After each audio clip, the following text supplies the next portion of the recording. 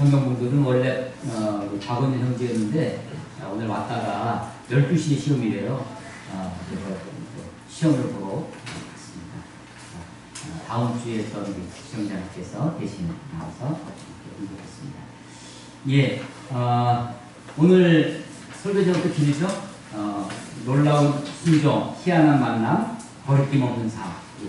제가 성경 본문 중에 참 좋아하는 구절 중에 한 곳이 바로 이 본문, 이곳입니다.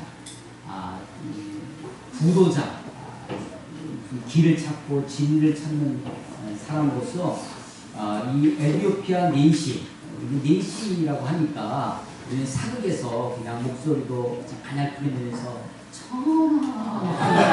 이런 거 생각나시는데 그런 게 아니고요. 여기서는 국보를 맡은 관리라고 나오죠. 그래서 굉장히 important official, 아주 중요한 그런 관리입니다. 그래서 재무장관 정도 되는 사람입니다. 이디오피아가 어디 있냐면요.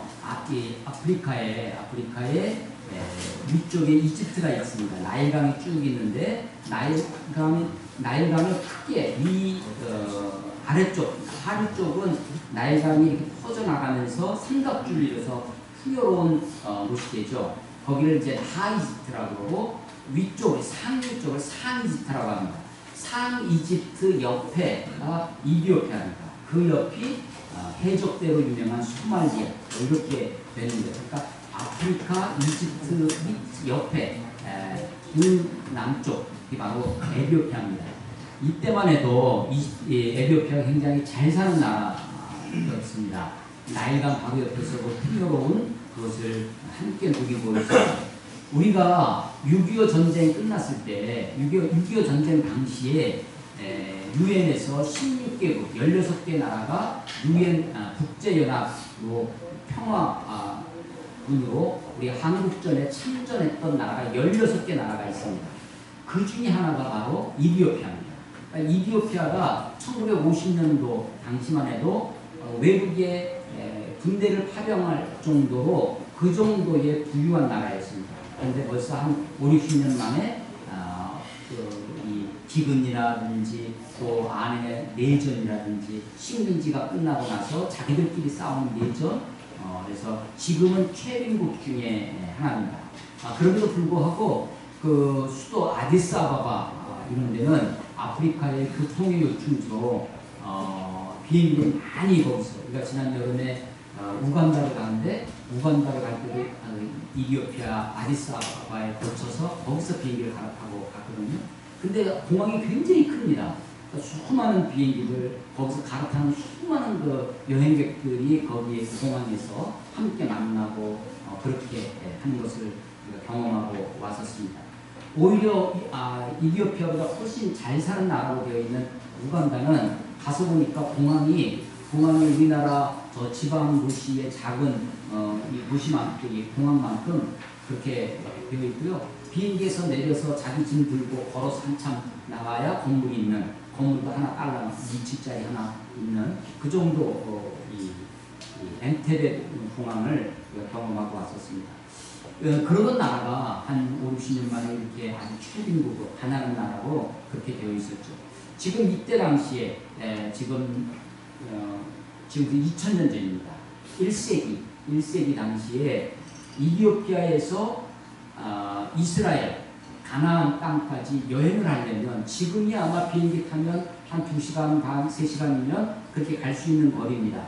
근데 그때 당시에는 다 걸어서 물론 오늘의 주인공 네시는 수레를 타고 마차를 타고 갔지만 그 수레를 끄는 사람은 다 걸어서 끄는 거니까 다 도보로 가는 거죠. 그러니까 이게 보통 한 달, 2달 걸리는 여행이다.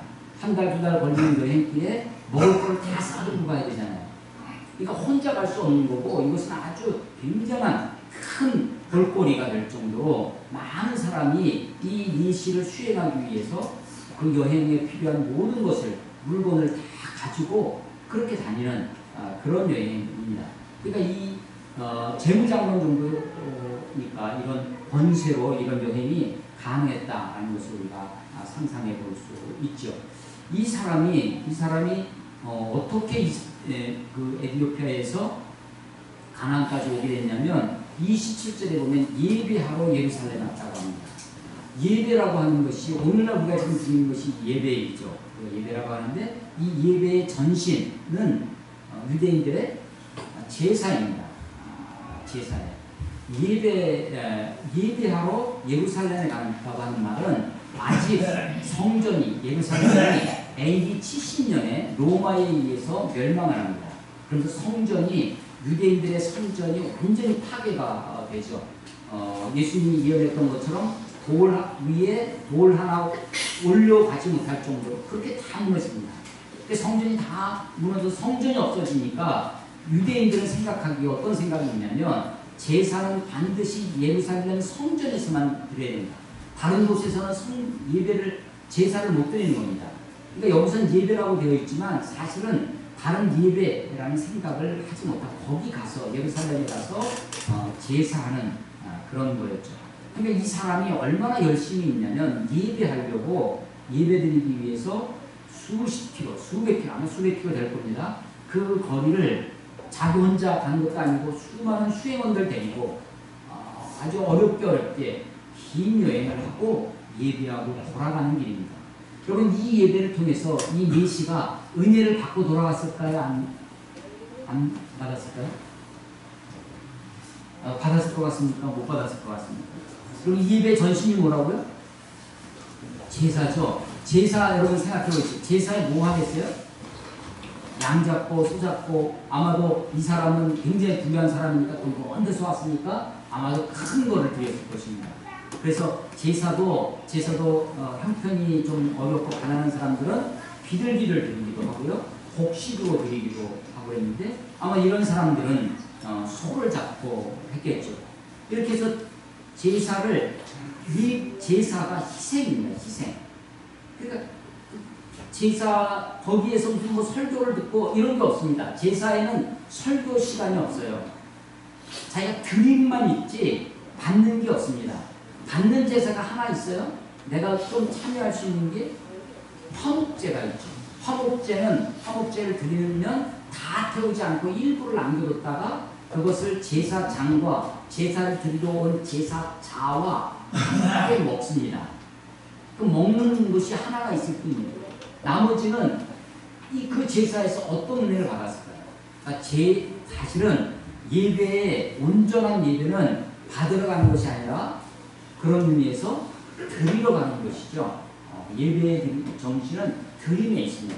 그래서 아주 옛날에 엄격하신 목사님들은 예배 보러 가자 이렇게 얘기했다가 혼나는 그런 목사님들 어디 예배를 보러 가냐고. 그 예배 보러 가니까 지금도 축구장 혹은 야구장 같은 데 가서 선수들 열심히 하다가 잘하죠. 그리고 관중들은 그냥 구경하고 즐거워하고 기뻐할 뿐입니다. 아주 좋은 오케스트라, 아주 잘 짜여진 예배 프로그램에서 그런 데서 설교와 혹은 여러 순서들 프로그램을 내가 가서 구경하고 옵니다. 정말 예배를 보고 올 수 있습니다. 관중으로서, 관람객으로서 예배에 동참할 뿐입니다. 그런 것들이 이제 더 심화되는 것 중에 하나가 교회가 메가처치가 되면서 더 심해집니다.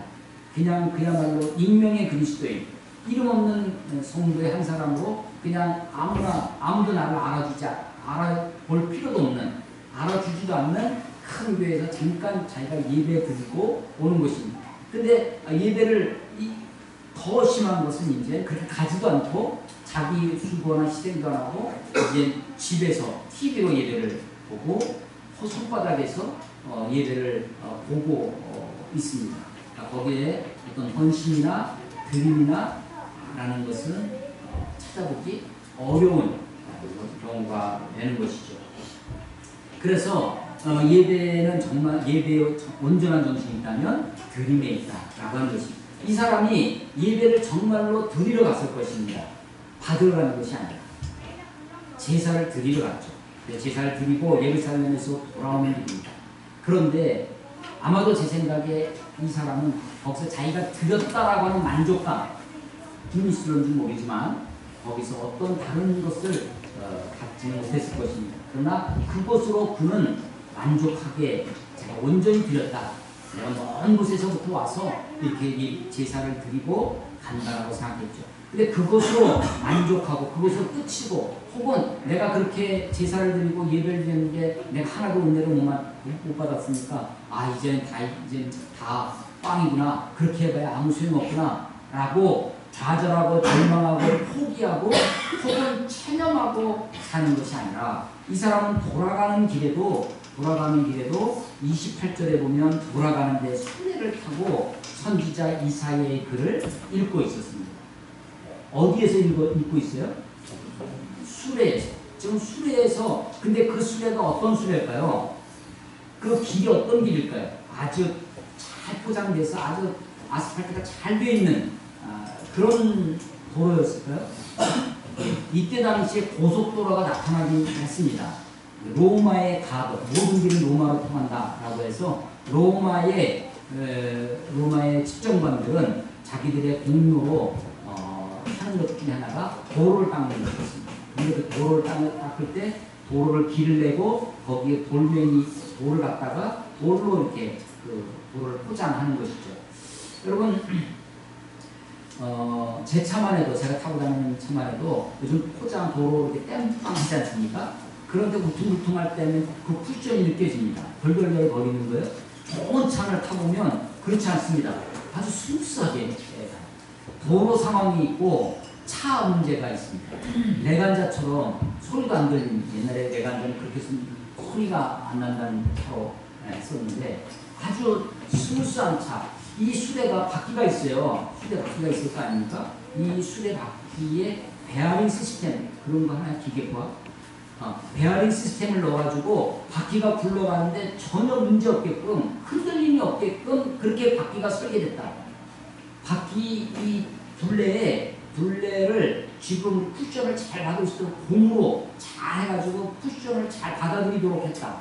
또 이 바퀴와 수레에 거기를 이 스프링을, 압력 스프링을 넣어서 이 도로에 이 울퉁불퉁한 것을 잘 받아들일 수 있도록 그렇게 이 수레가 설계됐다라고 우리가 상상할 수가 없는 것이죠. 그러니까 이 수레는 어떤 수레냐면 그야말로 아무리 사람의 손으로 다 처음부터 마차처럼 우리 마인들이 타고 다니는 사람 어깨 위에 메고 다니는 것이 아니라, 그렇게 하면 수백 킬로를 갈 수 없잖아요. 그러니까 바퀴에 달고 수레에 끌고 가는 것입니다. 그래서 이 마차는 사실은 어떤 마차냐면 덜덜덜 거리는 마차입니다. 그런데 거기서 지금 뭘 하고 있냐면 성경을 읽고 있는 것입니다. 성경도 이런 성경, 이렇게 책으로 넘기는 성경이 아니라 이 성경은 다 두루마리 올려서 읽는 것입니다. 불편하기 짝이 없는 거죠. 아니, 그리고 자기는 조금 전에 뭐 하고 갔어요? 예배하고 갔습니다. 나 예배 드리면 됐지. 예배 드렸는데 뭐 하고 만족하고 가는 것이 아니라, 이 내시는 그야말로 구도자, 진리를 찾는 사람, 시커, 찾는 사람, 구도자입니다. 그리고 돌아가는 길에도 이 성경을 읽고 있습니다. 근데 그 길에서 지금 빌립을 만납니다. 근데 이 빌립이 어떤 사람이냐면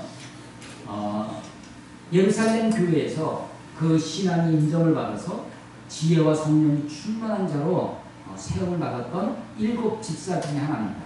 근데 예루살렘 교회에 핍박이 일어나서, 핍박이 일어나서 그 예루살렘에 있는 사람들이, 사도들은 예루살렘 교회 그대로 남고 사도 외에 다른 사람들은 다 흩어졌습니다. 유대 땅으로 또 사마리아 땅으로 그렇게 흩어져서 가던 사람입니다. 이 빌립이 사마리아에 왔을 때 사마리아 사람들에게 내가 비록 핍박을 피해서, 박해를 피해서 왔지만 내 안에 계신 예수를 내가 이야기하지 않을 수 없었습니다. 많은 사람들에게 예수님의 복음을 전했고, 하나님이 이 빌립을 통해서 많은 이적을 나타낼 수 있도록 했습니다. 그래서 사도행전 이 8장 앞부분에 우리가 앞에 보면 이 빌립을 통해서 많은 표적이 나타나고 많은 부흥이, 사마리아의 부흥이 일어났던 것을 보게 됩니다. 그래서 그 소식을 사마리아 사람들이 하나님의 말씀을 받았다라는 소식이 예루살렘에까지 들렸어요. 사도들이 아니 사마리아 그 혼혈민족, 이방인보다도 못한 취급을 받던 사람입니다. 이 사람들이 예수님을 믿고 말씀을 받았다는 이야기를 듣고 박해를 피해서는 도망가지 않던 사도들이 말씀을 받았다라고 하는 사마리아 사람들을 보러 내려왔던 적이 있었습니다. 그래서 사마리아 사람들을 축복하고 그들에게 안수했을 때 성령이 그들에게 임하였다라는 것이 이 25절까지 오늘 그 바로 앞부분의 이야기예요. 자, 지금 사마리아에 어떤 일이 일어나고 있어요? 부흥이 일어나고 있습니다. 하나님의 말씀에 대한 열심, 말씀에 대한 관심이 지금 막 불같이 나고 있어요. 그런데 어느 날 갑자기 그 부흥의 주인공, 그 부흥의 주역이었던 빌립에게 주의 사자가 26절에 보면 주의 사자가 빌립에게 말씀하십니다. 일어나서 남쪽으로 향하여 예루살렘에서 가사로 내려가는 길까지 가라. 어디까지 가라고요? 길까지 가라. 이게 길까지 가라는 것이 도대체 어디로 가라는 겁니까? 경부고속도로로 가라. 경부고속도로 어디로 가라는 거예요? 사실은요, 이게 어디로 가라. 어떤 목적지를 분명히 지시해 주는 것이 아닙니다. 하나님 어디로 가라는지 분명히 말씀해 주셔야죠. 아니 그 길로 가라고 했는데 그 길은 광야였어요. 더구나. 이 길은 광야, 사막입니다. 데설트입니다. 그 광야로 가는 거예요. 아니 광야에 나를 지금 그것도 한없는 사람을 보내는 것이 아닙니다. 어떤 사람을 보내는 거예요? 부흥의 주. 지금 사마리아에 부흥을 일으켰던 그 빌립 집사를 지금 박해와 핍박을 피해서 왔는데 거기서 부흥이 나서 지금 교회가 지금 예를 들어서 우리 교회가 지금 막 부흥이 나서 막 수백 명 수천 명씩 모이고 있는데 갑자기 저보고 야 너 강원도 꼴짝으로 가라 라고 하는 거죠. 그런 상황이 벌어집니다. 그런데 지금 이 빌립이 어떻게 하고 있냐면 그 말씀이 그대로 갑니다. 그래서 오늘 설교 제목의 첫 번째가 뭐예요? 놀라운 순종. 아니 이 빌립이 박해를 피해서 내가 상황이 그러니까 어쩔 수 없이 내가 예루살렘을 피해서 갑니다. 상황에 쫓겨가는 것이 아닙니다. 그래서 이 광야로 가요. 그랬더니 거기에 바로 이 간다게는요, 이디오피아는 여왕들이 많았습니다. 그래서 이 여왕들의 일반적인 호칭이 간다게입니다. 중국의 지도자는 뭐라고 불렀어요? 황제라고 부르죠. 이집트의 애굽의 지도자는 바로라고 불렀어요. 바로가 다 바로예요. 다. 그런 것처럼 에티오피아의 여왕은 다 뭐라고 부르냐면 간다게라고 부릅니다. 이 간다게의 내시를 바로 그 광야에서 만나는 것입니다. 아니 하나님이 이 간다게의 내시를 만나는 것이 목적이었다면 예루살렘에서 만나는 어떻습니까? 이 내시를 이 빌립을 예루살렘으로 돌려보내서 예루살렘에서 이 내시를 만나게 했더라면 어떤 일이 벌어졌을까요? 예루살렘은 지금 어떤 곳이에요? 예, 박해가 있는 곳이었습니다. 만약에 박해가 없었다 할지라도 만약에 예루살렘에 갔다면 어떤 일이 벌어졌을까 하면 예루살렘 이 사람은 지금 뭐 하러 왔어요? 제사하러 예배하러 왔습니다. 그러니까 그 제사를 지내는데 제사를 드릴 때 제사는 자기가 드릴 수 없어요. 자기 마음대로 드리는 것이 아니라 반드시 제사를 중개해 주는 사람이 있어야 됩니다. 그게 누구예요? 제사장들입니다. 그게 사두개인들입니다. 그래서 제사 드리고 온 그 내시와 제사를 드리는 제사장 그 무리들 속에서 아마도 빌립은 논쟁의 한복판에 들어가게 되었을 것입니다. 그러니까 우리가 전도할 때 전도 열심히 하는데 안 되는 경우가 있어요. 그것이 뭐냐면 논쟁의 함정에 빠지는 것입니다. 논쟁만 벌어지지 예수님을 믿진 않습니다. 이런 일이 벌어져요. 아마도 하나님이 이 빌립을 예루살렘으로 보내서 예루살렘에서 만나게 했더라면 두 가지를 당하는데 하나는 핍박을 당하거나 하나는 논쟁에 빠지거나 그렇게 했을 것입니다. 그런데 아무도 없는 광야로 보내십니다. 광야에서 만나게 하시는 거죠.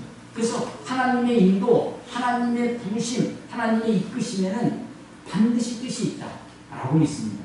그것이 어떤 곳이라 할지라도 그것이 비록 광야이든 그것이 비록 험한 산골이든 하나님이 나를 이끄시는 곳이라면 나는 이해하지 못해. 아니 지금 부흥이 일고 있는데요. 여기 할 일이 많은데 하나님 내가 여기에 필요한 사람이에요. 지금 여기서 내가 이 부흥을 더 일으켜야 되지 않겠습니까? 그건 내 생각입니다.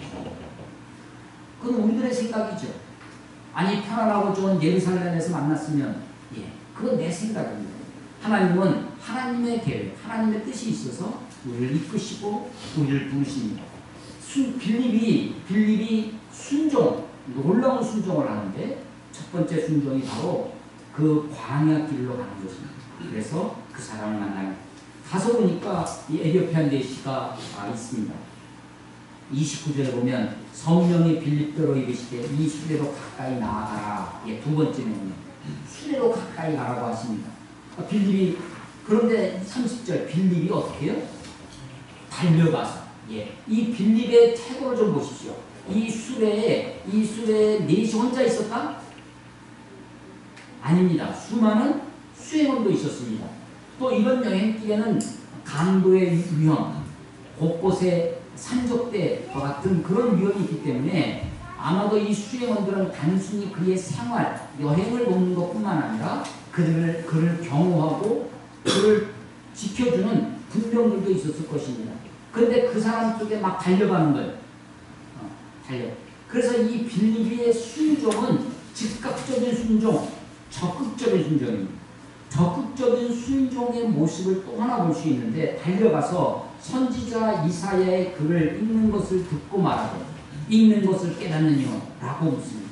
여러분 지금 이디오피아 내시가 수레에서 뭘 하고 있었어요?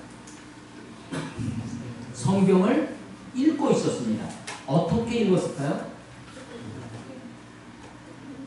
속으로 자기 혼자 속으로 읽은 것이 아니라 소리내서 읽고 있었습니다. 어떻게 알 수 있어요? 빌립이 그 소리를 들었습니다. 덜덜덜 거리는 그 수레바퀴 소리에 그 소리보다 더 크게 다른 사람이 들을 수 있을 정도로 성경을 읽고 있는 것입니다. 같이 있는 수행원들이 듣든지 말든지 아니 어쩌면 그 사람 들으라고 더 크게 읽었을런지도 모릅니다. 여러분 이렇게 성경을 큰 소리로 읽어보신 기억이 있으십니까? 여러분 성경을 읽으실 때 저는 이 소위 음독을 많이 합니다.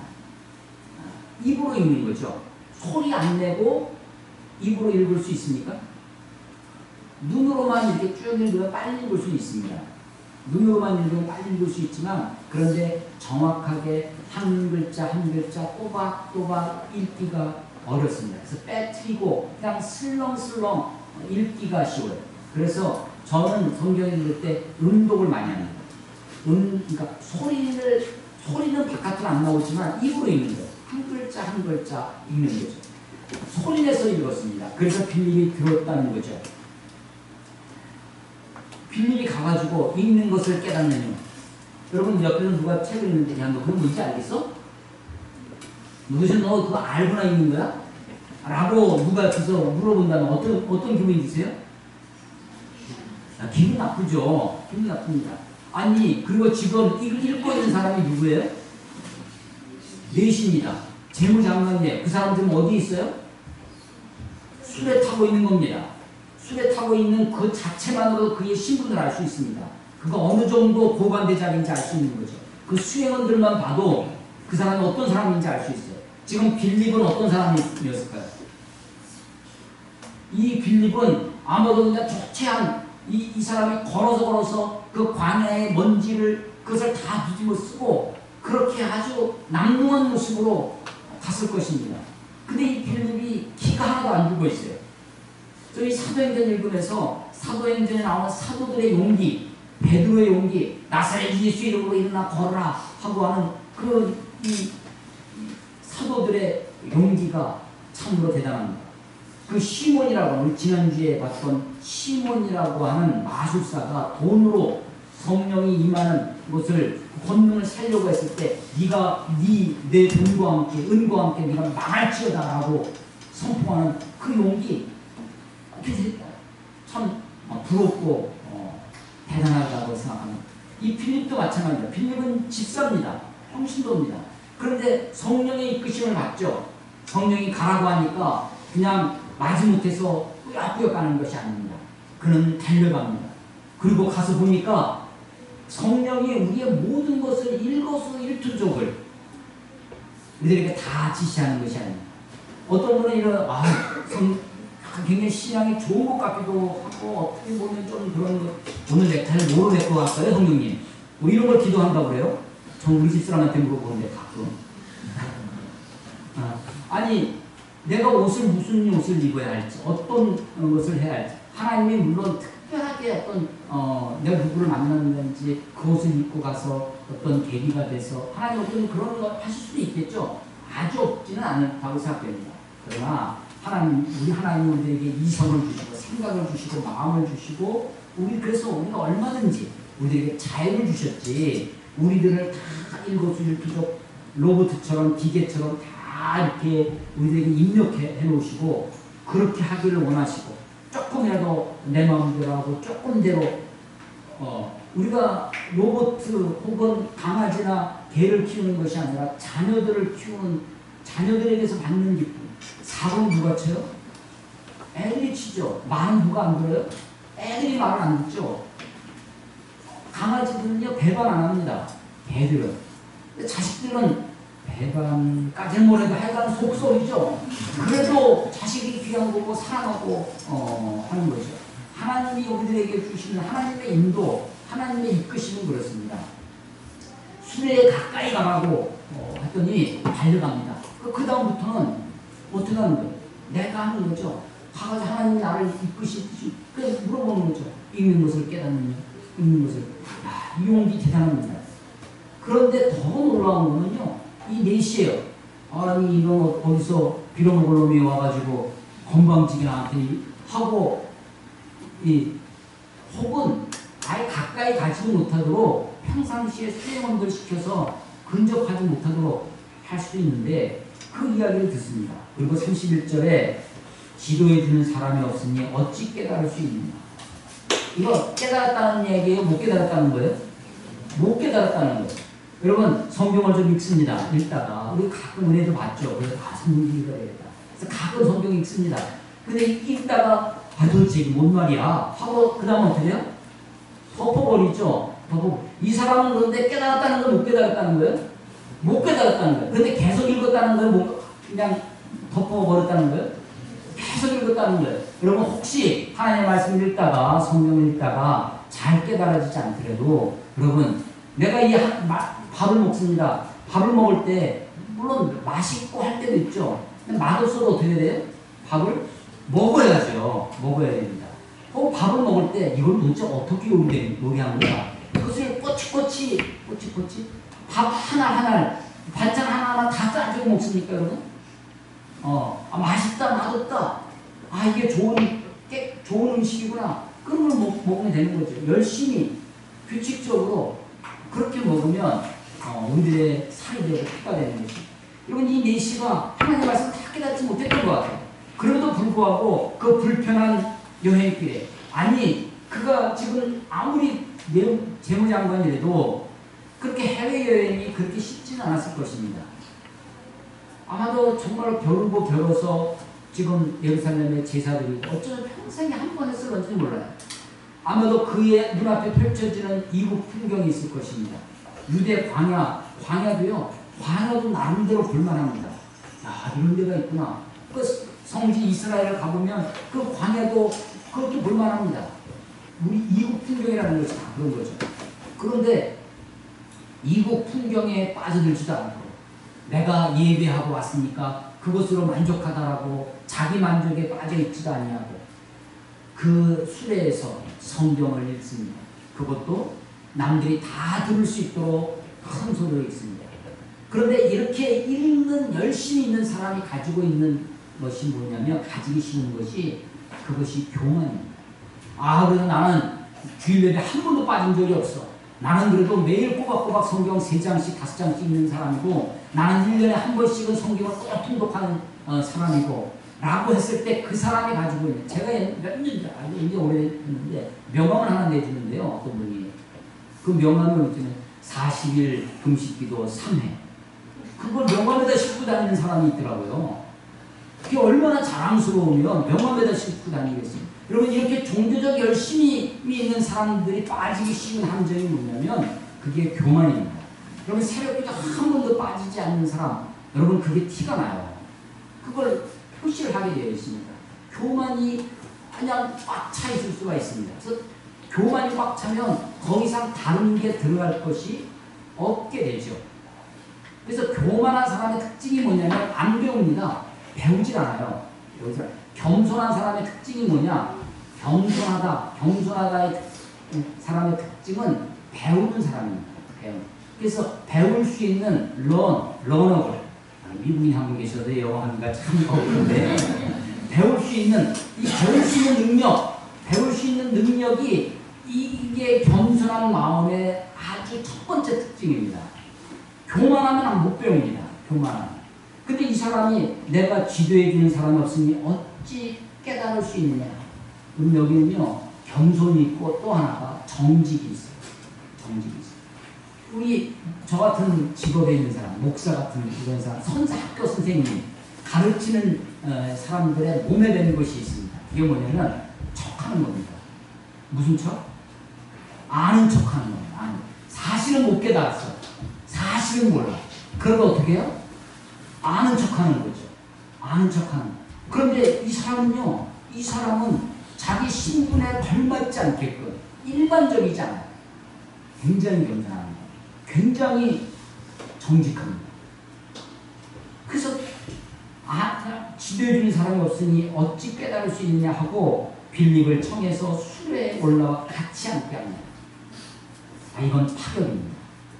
파격. 여러분 이런 파격적인 인생을 사는 사람이 정말로 진리를 귀한 것을 맞이할 수가 있습니다. 사실은 어제 저녁에 제가 어떤 모임에 하나 다녀왔습니다. 북 콘서트라는 것을 한다는 거예요. 여러분 우리 교회에 한번 오셨던 김관성 목사님이 북 콘서트를 한다는데 토요일 저녁 6시에 서울 시내 한복판에서 하는 거예요. 처음에는요 그걸 덮어놓고 토요일 이거 시간을 이렇게 잡았냐. 평일 저녁에 잡았으면 혹시 내가 가볼까. 토요일 저녁에서 아예 생각을 안 하고 있었어요. 근데 이 말씀을 읽고 하다가 아니지 내가 좀 더 부지런하게 해서 좀 더 그래서 어제는 특별히 주보도 일찍 만들어 놓고 뭐도 다 해놓고 불나게 짐을 챙겨서 근데 책을 안 샀거든요. 이 책을. 그래서 수요일 저녁에 급하게 이렇게 주문을 해서 했더니 금요일 택배 아저씨는 진짜 정말 존경스럽습니다. 정말 금요일 아침 8시 조금 지나니까 누가 띵동 그래요. 나가보니까 택배 아저씨예요. 또 보통 저는 책을 주문하면 이제 편의점으로 배달하기 위해서 제가 지나가면서 찾아가는데 그 책은 어떻게 편의점 배달이 안 돼서 집으로 택배를 받았는데 아침 8시에서 금요일 아침, 어제 아침이죠. 어제 아침부터 그 책을 받아서 읽었습니다. 한 절반 가까이 읽고 그리고 절반 정도에도 뒷부분을 상상할 수 있잖아요. 또 가서 콘서트에 가서 참여를 같이 하고 했습니다. 근데 그렇게 하게 된 이 말씀을 내가 하나라도 내가 배우는 자세가 필요하다. 내가 더 귀를 열고 마음을 열고 내가 그 자리에 가서 사실은 우리 김관성 그분은 대학을 하는 10년 후배 분이시거든요. 그래도 어떤 분야에 있어서 어떤 것에서 나보다 훨씬 훌륭하고 귀한 어떤 관점이 있다면 내가 가서 배우는 것이 그게 좋은 태도였다 생각해서 급하게 책을 주문하고 책을 읽고 그렇게 해서 어제 참여를 해보았는데 토요일 저녁에 길도 막히고 그랬지만 아주 즐거운 시간, 아주 좋은 시간을 가졌습니다. 배울 수 있는 것. 그래서 그 사람을 데려다가 자기 술에 앉혀놓고 질문을 합니다. 그 질문의 내용이 32절에 그 읽는 구절입니다. 32절에 읽는 성경 구절은 이것이 일렀을 때 그가 문제입니다. 그가 보살자에게로 가는 양과 같이 끌려가고 털 깎는 자 앞에 있는 어린 양이 조용함과 같이 그의 입이 열지 아니하였다. 그가 부력을 당하였을 때 공정한 재판도 받지 못하였으니 누가 그의 세대를 말하리요. 그의 생명이 땅에서 빼앗김이로다. 그가 문제입니다. 여러분 그런데 지금 이 사람이 예루살렘에 뭐하러 갔어요? 예배가 뭐라고요? 제사는 뭐 하는 거예요? 양을 잡고 염소를 잡고 소를 잡는 겁니다. 잡아서 죽이는 겁니다. 왜 죽여요? 왜 죽여요? 소를. 죽이는 재미 때문에? 왜 죽이는 겁니까? 그 제사를 드리는 목적은 거룩하신 하나님 앞에 내가 나아가고자 하는 거예요. 하나님께 나아가는 길입니다. 여러분 우리 아까 찬송을 불렀는데 무엇을 지나 아버지 품에? 보혈을 지나. 보혈을 지나 아버지 품에, 보혈을 지나 하나님 품에 가는 거예요. 자, 그런데 이스라엘 사람들은 거룩하신 하나님 앞에 죄인인 인간이 갈 수 있어요? 없어요? 없어요. 가면 어떻게 돼? 다 죽어야 돼. 나는 죄인이니까 하나님 앞에 가는 길은 죽음의 길밖에 없어요. 죽지 않고서는 하나님께 갈 수 없습니다. 우리가 하나님께 가려면 어떻게 돼요? 다 죽어야 돼요. 천국에 가려면 어떻게 해야 돼요? 천국에 갈 수 있으면 어떻게, 천국에 가고 싶습니까? 어떻게 해야 돼요? 죽어야 된다니까요. 죽어야 돼요. 근데 날마다 우리가 천국에 가는 길이 있어. 어떻게 하면 돼요? 날마다 죽으면 되지. 날마다 죽으면 날마다 천국 가는 거죠. 날마다 천국 가는. 자,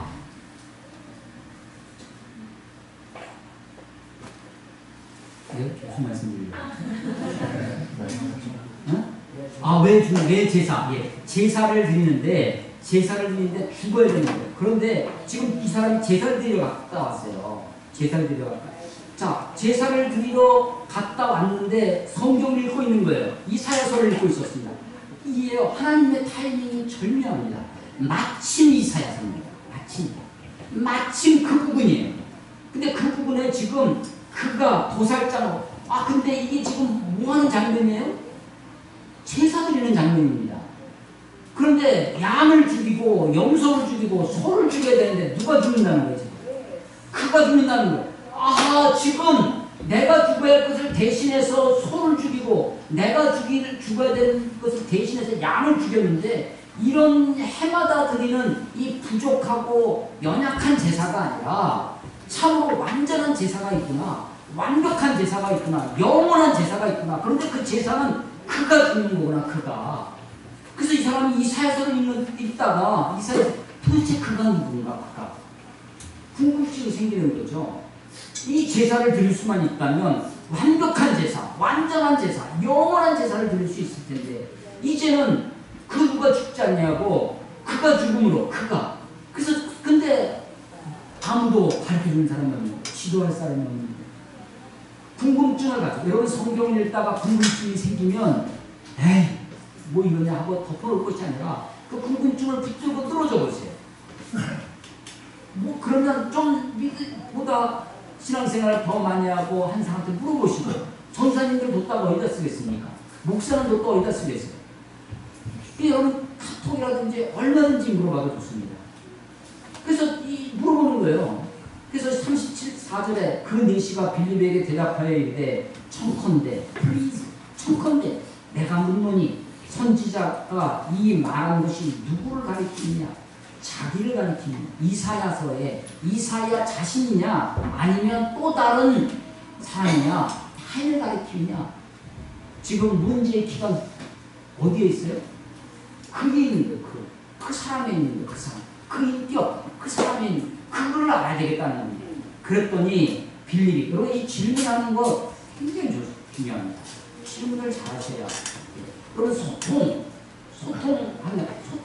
되잖아요. 목사와 이 설교는요, 일반 통행이 되기 쉽습니다. 1대 다중 이야기죠. 여러분들이 제 이야기를 따라오시고 제 생각을 따라오면서 서로 소통을 해야 되죠.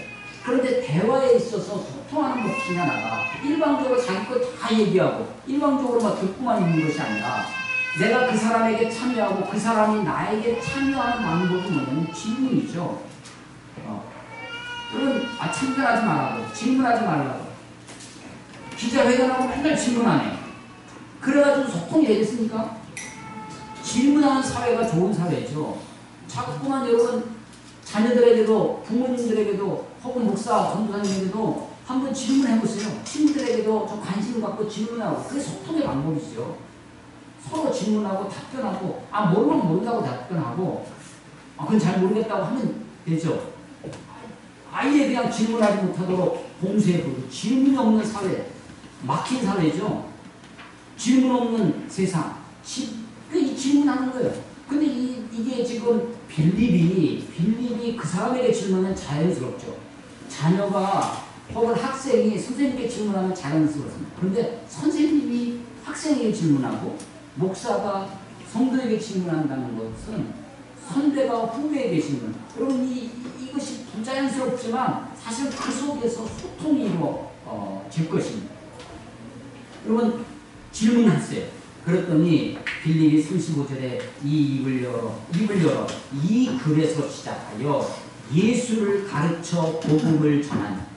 뭐라고요? 이 글에서 시작하여 예수를 가르쳐 복음을 전하니. 여러분 이 글은 뭐예요? 성경 말씀입니다. 정확히 얘기하면 구약의 말씀. 성경을 통해서 예수님을 가르쳐서 복음을 전했다. 여러분 성경 공부죠. 바이블 스타디입니다. 바이블 스타디를 통해서 예수님 복음을 전하는. 그래서 이런 것을요 이반젤리컬 바이블 스타디, 복음적인 성경 공부. 저는 이것이 굉장히 좋은 방법이라고 생각합니다. 물론 우리가 예수님을 믿는 방법이 다른 방법이 또 있어요. 어떤 사람이 간증을 해요. 내가 병 나은 것을 막 간증합니다. 내가 어떤 체험을 했던 것을 간증을 해요. 그 간증을 나도 저 사람처럼 예수님을 믿었으면 좋겠다 라고 예수님을 믿을 수도 있습니다. 그것도 한 방법입니다. 그것이 다 틀리고 나쁜 방법이라는 것은 아닙니다. 그런데 그것보다 더 좋은 방법은 저는 이 방법이라고 생각합니다. 여러분 간증은 많이 쓰는 게 뭐냐면 다단계라든지 뭐 이런 곳에서 쓰는 것이 간증입니다. 그래서 막 그렇게 이 약장수들이 쓰는 방법이 약장수들의 수법이 그런 거죠. 누구 주위에 어떤 사람이 있는데 이 약 먹고 다 한번만 먹어봐 하면서 하는 거죠. 약장수들이 쓰는 방법이 우리 기독교적으로 설명하는 간증입니다.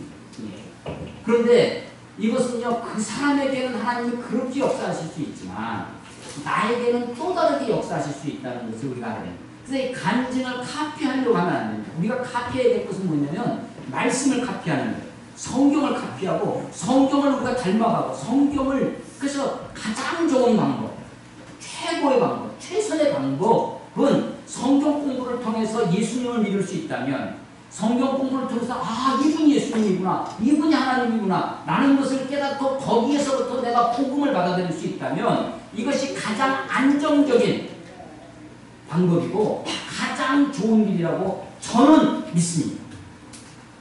뭐 다른 방법도 있을 수 있죠. 그렇지만 복음을 받아들이는 가장 안정적인 방법, 성경 공부를 통해서 예수님을 믿는 방법. 이반젤리컬 바이블 스타디, EBS에 우리 영어 많이 나오네요. 예, 이게 복음적 성경 공부가 아주 좋은 방법이라고 저는 생각합니다. 이 빌립이 이 글에서 시작하여 예수를 가르쳐 복음을 전했습니다. 그래서 이 사람이 복음을 받아들였습니다. 36절 길 가다가 물이 있는 곳에 이르러 그 내시가 말하되 보라 물이 있으니 내가 침례를 받으면 무슨 거리낌이 있겠느냐. 거리낌. 저는 이 거리낌을 이렇게 설명을 드리고 한 거리가 있어요. 저와 여러분들의 거리가 있어요. 이 사이에 뭐가 끼어 있어. 이게 거리낌입니다. 두 사람 사이에 뭐가 끼어 있는 게 거리낌이 있는 거죠. 만약에 여기에 무슨 차단막이 있다 그러면 거리낌이 있는 거죠. 두 사람 사이에 어떤 이해관계에 물질적인 거리낌이 있을 수 있습니다. 혹은 나의 어떤 거친 말이 이 사람 사이에 인격의 어떤 거리낌이 될 수도 있습니다.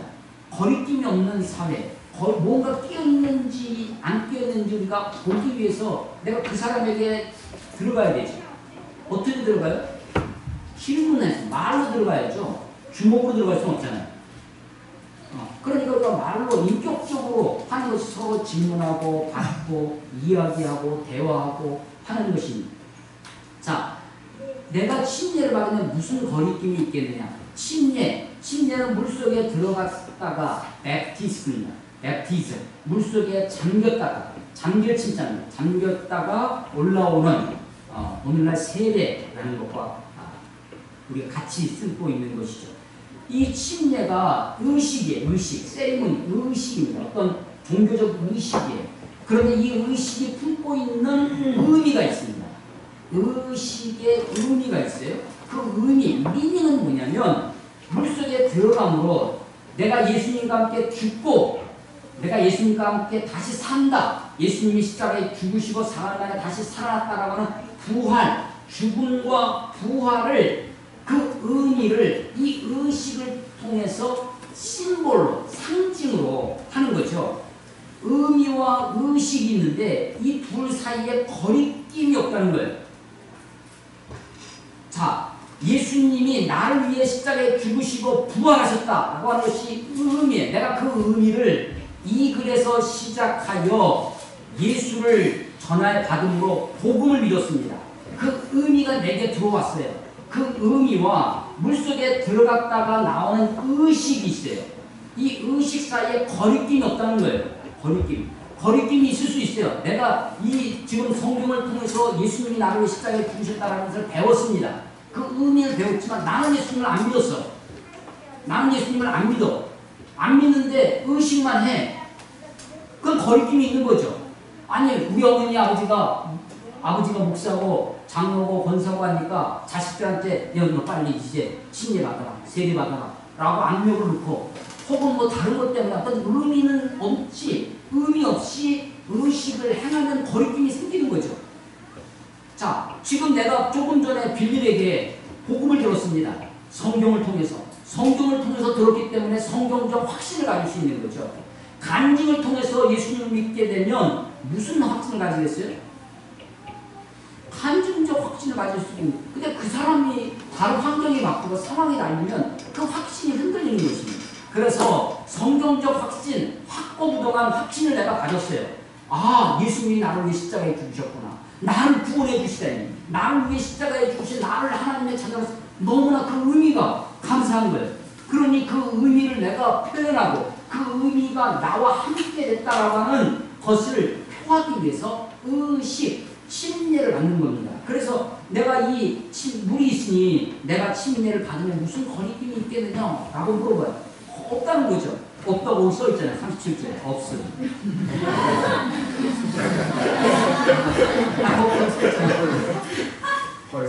그리고 나니까 빌립이 이에 명하여 후대를 멈추고 빌립과 내시가 둘 다 물에서 내려가. 여러분 이게 세례가 아니라 세례는 물을 찍어서 뿌리는 겁니다. 살자가 살포하다 하는 거죠. 살수 세례가 아니라 침수 침례라는 거죠. 만약에 세례였다면 물을 떠갖고 오면 됩니다. 야, 거기 가서 물 좀 떠갖고 와라.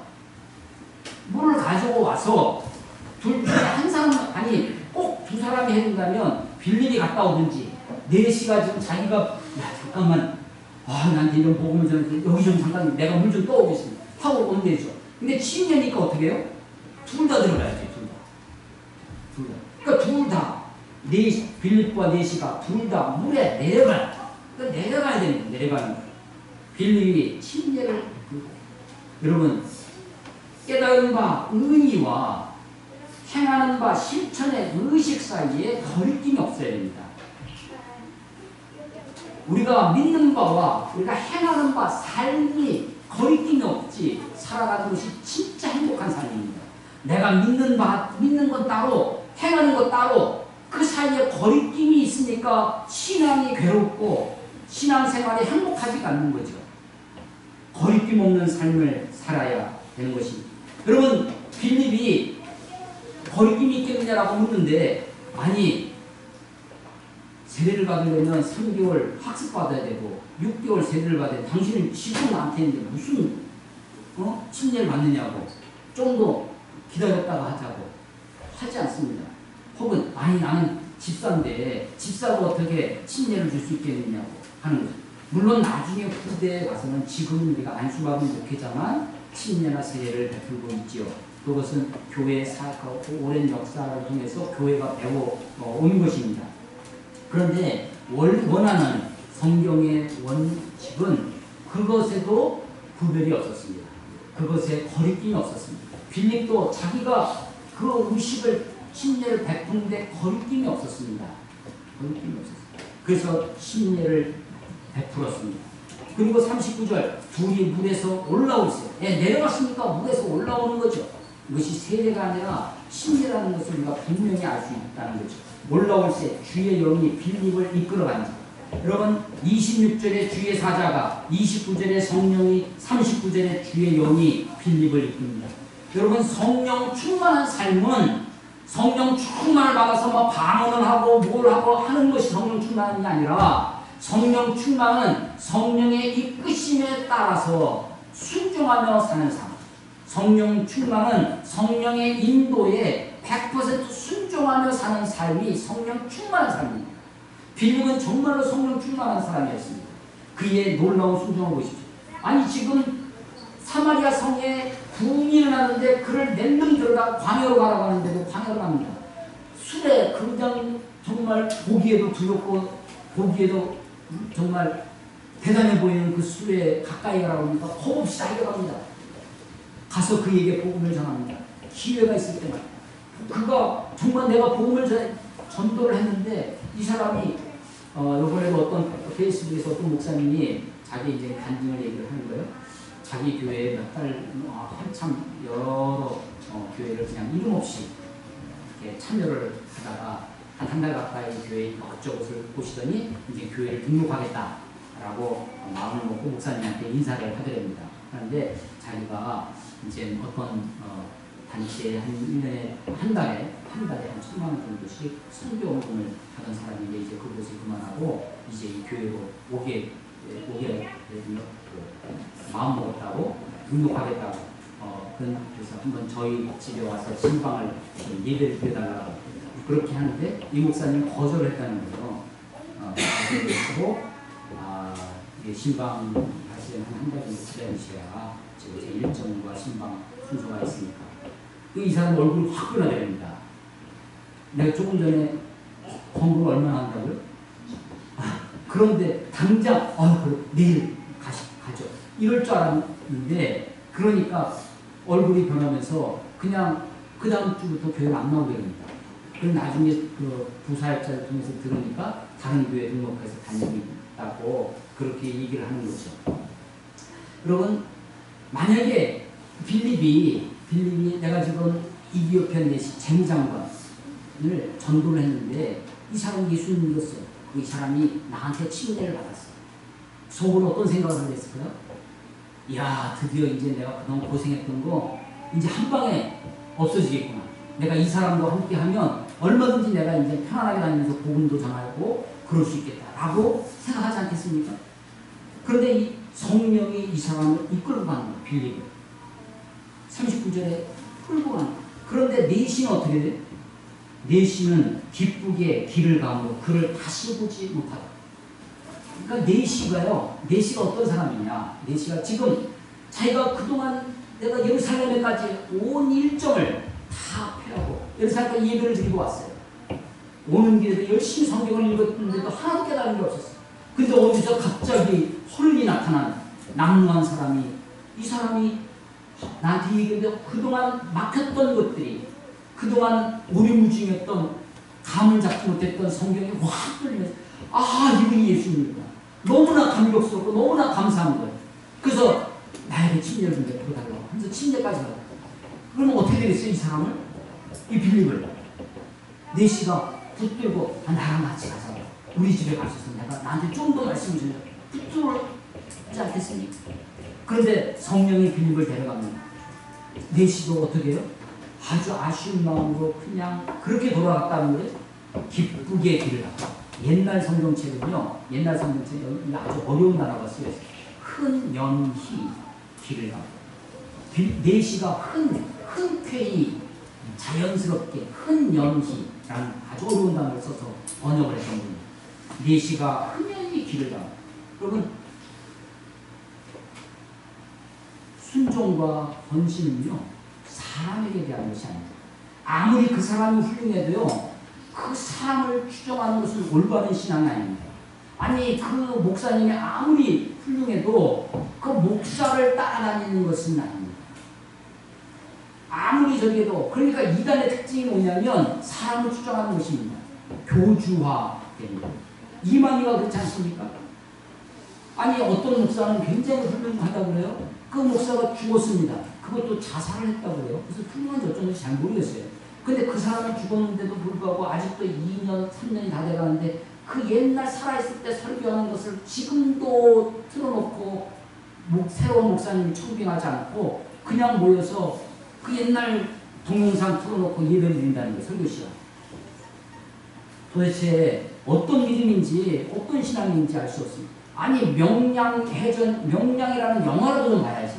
거기 보면 뭐라고 그래요? 장수된 자의 의미는 충에 있고, 충은 누구를 향한 거라고 그래요? 백성을 향하는 것이다. 민춘식이 기계지 않습니까? 백성, 임금을 향하는 것이 아니라 어떤 군주나 어떤 정권이나 어떤 사람을 추정하는 것이 아니라 백성들을 우리가 군인들이 군대 가면 다 군인, 나라에 대한 충성의 맹세를 합니다. 그런데 그것이 정권에 대한 충성이 아니라 국가에 대한 충성이죠. 나라에 대한 종교에 대한 충성이죠. 우리 그리스도인들의 헌신, 그리스도인의 충성은 누구를 향하는 것입니까? 하나님을 향하는 것이죠. 주님을 향하는 헌신이고 말씀에 대한 헌신이죠. 사람에 대한 추종이 아닙니다. 제가 신앙생활하면서 굉장히 존경한 목사님 한 분이 계신데 제가 그분을 개인적으로 만난 적은 없습니다. 그런데 그분이 지금 원로 목사님 되신데 지구촌교회 이동원 목사님, 그분의 책이 한 60여 권이 있습니다. 제가 한 번도 빠지지 않고 다 사서 읽었다는 거 아닙니까? 그분의 설교를 옛날에는 이게 음악 카세트 테이프로 그걸 복사해서 그 교회를 제가 안 나가니까 그 교회를 나갈 수가 없으니까 어떻게 구합니까? 그 테이프 아직도 버리지 않고 한 400개 있습니다. 우리 집은 가끔 저한테 그거 되게 처분하라고 안나를 넣고 있는데 옛날 그 생각 때문에 버리지 않고 아직도 있죠. 있어요. 그걸 수없이 들어요. 그런데 제가 그분을 하기 위해서 그 교회를 쫓아간다든지 그러지 않습니다. 그분의 가르침을 통해서 그분의 가르침이 디딤돌이 돼서 내가 말씀을 더 읽고 내 그 말씀이 통로가 돼서 설교가 통로가 돼서 하나님께 나아가야 되는 거죠. 우리의 헌신과 우리의 충성의 목적지는 하나님, 사람을 추정하는 것이 그래서 빌립과 네시가 너무나 자연스럽게 흔연히 기쁘게 서로의 길을 갑니다. 놀라운 순종, 빌립의 순종이 참 놀랍습니다. 성령의 이끄심에 따라서 그에 따라서 순종합니다. 희한한 만남입니다. 광야에서 고관대장 제무장관과 정말로 거지에 몰골을 하고 있을 이 빌립의 만남이 희한한 만남입니다. 그리고 이 두 사람의 삶이 정말로 거리낌 없는 삶을 살아갑니다.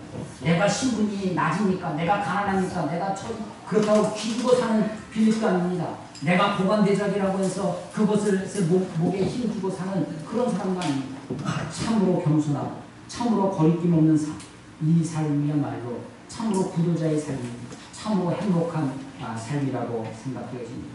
성경에 수많은 구절이 있지만 저는 이 사도행전 8장 26절 이하의 이 부분을 참 사랑하고 이 설교를 참 여러 곳에서 했던 기억이 있습니다. 다시 한번 이 말씀을 읽고 말씀을 준비하면서 나도 이렇게 살아야 되겠구나. 나도 이런 구도자가 되어야 되겠구나. 나도 이렇게 겸손하게 하나님의 말씀에 붙잡힌 바 되어서 겸손하게 살아야 되겠구나. 라는 다짐을 다시 한번 하게 됩니다. 말씀 믿음 앞에 여러분의 삶이 거리낌이 없는 삶이 되시기를 주의 이름으로 축원합니다. 기도하겠습니다. 하나님 아버지 은혜를 감사합니다. 오늘도 주의 말씀 앞에 우리의 삶을 내려놓습니다. 말씀 우리를 이끄시는 대로 우리가 나아갈 수 있도록 아버지 우리를 인도하여 주시고 우리가 순종함으로 하나님께 한 걸음씩 나아가도록 하나님 인도해 주시옵소서. 보혈을 지나야만 그리스도의 거룩한 존귀한 그 보혈이 아니고서는 하나님 아버지 앞에 나아갈 수 없다는 사실을 다시 한번 깨닫습니다. 주의 말씀에 근거한 그 확신에 찬 우리의 삶이 되도록 아버지여 인도하여 주시옵소서. 예수님 이름으로 감사하며 기도드렸사옵나이다.